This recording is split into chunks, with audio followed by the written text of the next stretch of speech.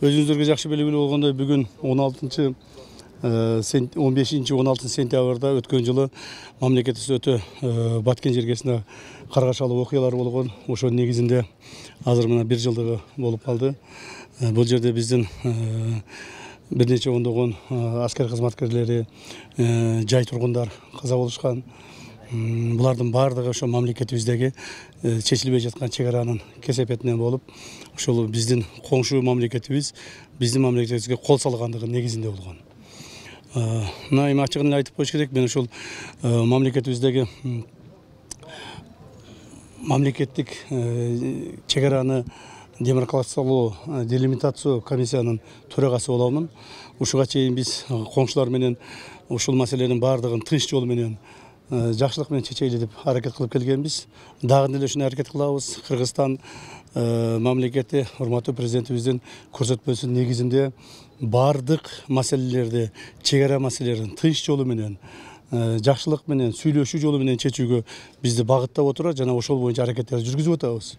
Бирок ошол эле мезгилде айтып коюшум керек, биздин мамлекетибизге өткөн жылы агрессия болгондугу бул анык, чын.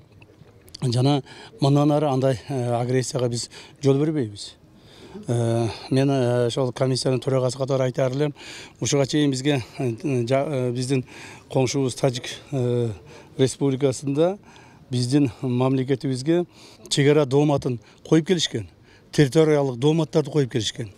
Биз ал территориялык дооматтарына ар дайым жооп берип келгенбиз, эч кандай территориялык дооматтар болбошу керек деп. Биз жакын күндөрдөн бери жаңы документтерди таптык. Ошол документтердин негизинде биздин кыргыз мамлекетинин көптөгөн жерлери ушу Тажикстанга өтүп кеткендигин биз билебиз. Жана ошону тактап, юридикалык, тарыхый документтер менен тактап бере алабыз. Ошонун негизинде эгерде биздин коңшу мамлекет биздин Кыргызстанга койгон территориялык дооматтарынан баш тартпай турган болсо, анда биз өзүбүз юридикалык жактан ошол коңшуларга территориялык дооматтарды биз коебуз. Жана биздин күчүбүз дагы, мүмкүнчүлүгүбүз дагы жетет. Өзүбүздүн ошол мурдатан тарыхый мезгилдерде мындан бир нече ондогон, керек болсо жүздөгөн жылдар мурда ошол коңшуларга өтүп кеткен жерлерибизди кайтарып алууга толук мүмкүнчүлүгүбүз бар. Ошондуктан мен дагы бир жолу эскертип айтып кетейин. Кыргыз мамлекети, кыргыз өкмөтү, президентибиз баш болуп чек араларды тынчтык жолу менен чечүүгө биз багытталып отурабыз.